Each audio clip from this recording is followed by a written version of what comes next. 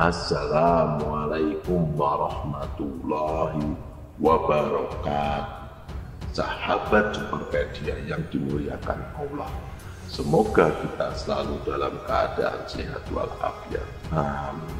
Sebagai umat muslim, kita wajib mengimani atau percaya akan terjadinya kiamat kubro, hari di mana segalanya sesuatunya diluluhlantakan, dihancurkan oleh Allah Subhanahu wa Ta'ala, dan hari di mana seluruh makhluk yang bernyawa akan binasa. Dunia ini dan segala isinya akan dihancurkan sehancur-hancurnya. Bumi akan dihancurkan, di bumi hanguskan. Planet-planet akan dijatuhkan hingga tiada yang tersisa lagi ketika hari kiamat itu. Planet-planet akan dijatuhkan hingga tiada yang tersisa lagi ketika hari kiamat itu terjadi. Semuanya musnah, semuanya mati, terkecuali 8 makhluk ini. Ada 8 makhluk Allah yang tidak akan hancur ketika kiamat itu terjadi. Apa dan siapa sajakah itu? Untuk itu, di pembahasan video kali ini kita akan membahas tentang 8 makhluk yang tidak akan hancur ketika kiamat. Hari kiamat adalah satu hari yang sangat menakutkan dalam benak kita. Ada banyak sekali guru-guru kita yang memberitahu mengenai hari kiamat ini. Itu semua bertujuan untuk memberitahu kita bahwa sebenarnya dunia ini sifatnya hanya sementara. Kita punya harta, mobil, rumah, bahkan keluarga yang kita jadikan prioritas. Semuanya itu suatu hari akan hilang karena hanya bersifat sementara, alias hanya Allah titipkan sementara ke kita. Semuanya yang kita punya akan diambil oleh Allah Subhanahu wa Ta'ala, sang pemilik segalanya. Ketika hari itu tiba, ditiupkan sangkakala pertama kali oleh malaikat Israfil. Seluruh yang hidup dan bernyawa akan mati, kecuali 8 makhluk ini.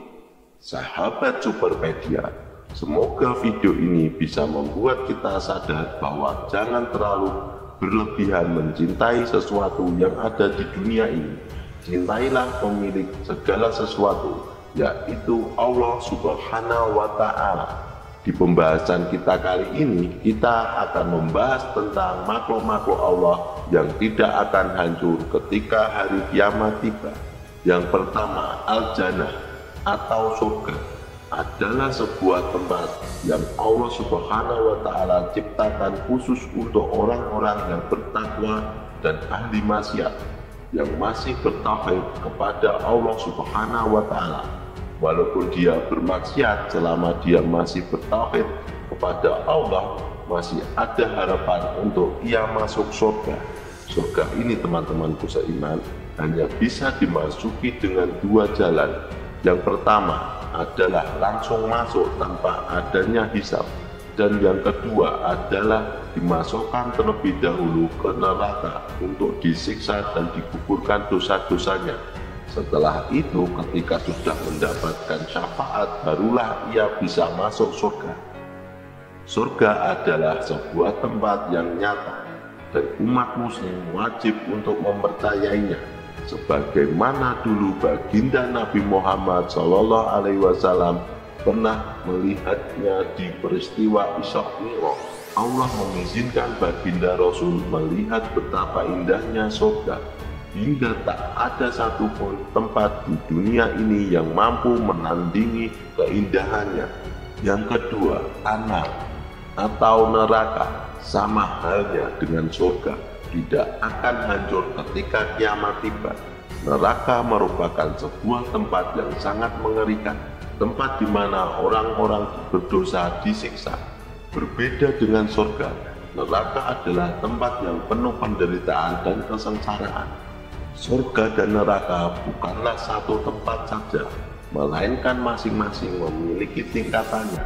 Jika tingkatan surga semakin tinggi, maka surga tersebut akan semakin indah dan mulia. Sementara itu neraka apabila tingkatnya semakin rendah, maka neraka tersebut akan semakin buruk dan mengerikan kondisinya.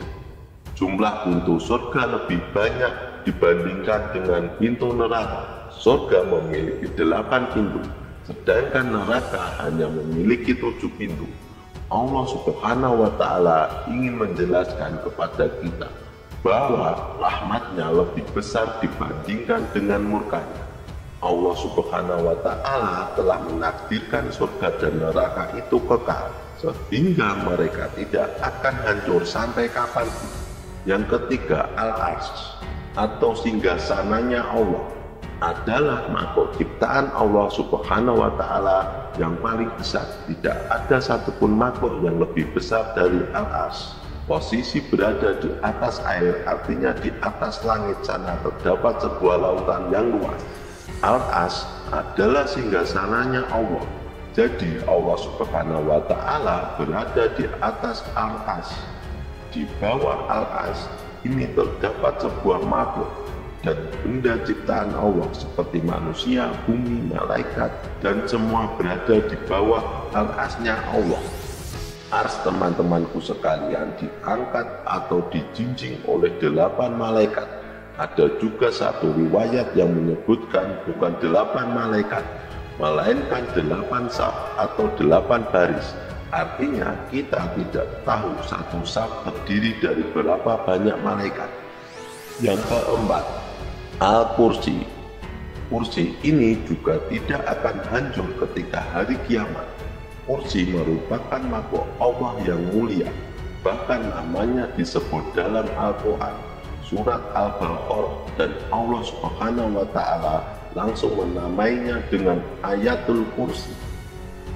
Sangat mulianya. Ada pendapat dari para ahli tafsir bahwa satu-satunya ayat yang paling mulia dibandingkan dengan ayat-ayat yang lain adalah Ayatul Kursi. Yang dimaksud dengan kursi di sini adalah tempat berpijaknya kedua kaki Allah Subhanahu wa Ta'ala. Kelima, Lauhul Mahfuz. Lauhul Mahfuz terdiri dari 2 kata. Yang pertama, lauh. Lauh artinya semacam papan untuk menulis. Dahulu orang-orang menghafal Al-Quran dengan menggunakan lauh. Mereka menulis ayat-ayat Al-Quran di lauh tersebut, kemudian membawanya kemana-mana agar bisa dilihat dan dihafal.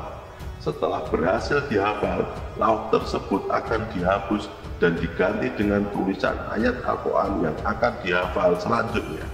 Namun yang dimaksud dengan lauh di sini menurut para ulama adalah satu makhluk Allah Subhanahu wa Ta'ala yang digunakan untuk mencatat seluruh takdir makhluk dari awal penciptaan sampai hari kebangkitan.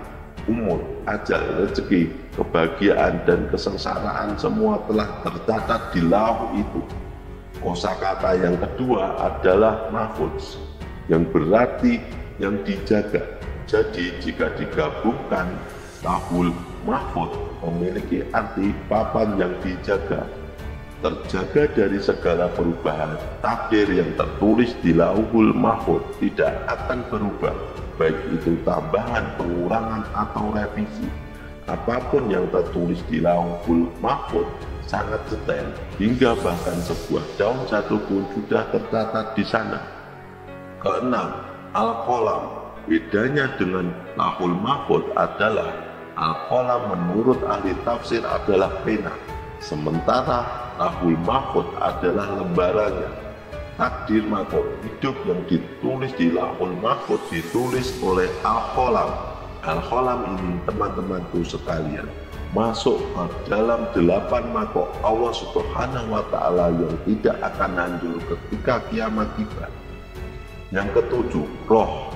Tentunya kita telah mengetahui definisi tentang roh, yaitu bagian dari jasad yang paling membuat manusia hidup. Apabila jasad kita tanpa roh, maka jasad tersebut akan menjadi mayat dan membusuk. Ketika kiamat terjadi, bumi akan berguncang hebat, dan dari langit sana akan ada banyak planet-planet yang berjatuhan ke bumi. Secara logikanya semua manusia akan mati ketika itu terjadi. jasad mereka akan hancur berkeping-keping, terbakar dan terpanggang. Namun berbeda dengan jasad, roh tidak akan berubah bentuknya. Roh setiap manusia itu takdirnya kekal. Allah membuat takdir seperti itu karena setiap roh akan dimintai pertanggungjawabannya ketika mereka masih hidup di dunia. Yang kedelapan, ujung tulang ekor manusia.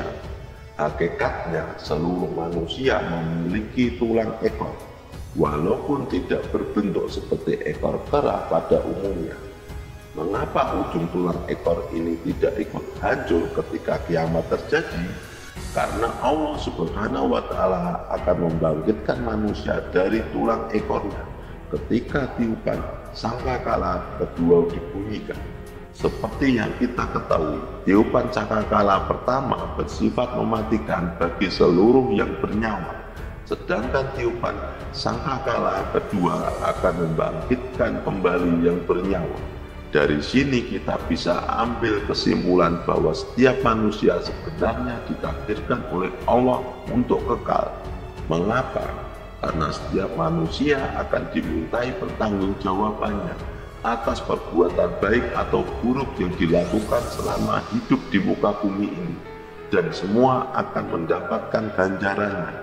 Sahabat Superpedia, Allah Subhanahu wa Ta'ala mau memberitahu kita bahwa perbuatan baik yang kita lakukan selama hidup akan dibalas dengan lebih baik olehnya.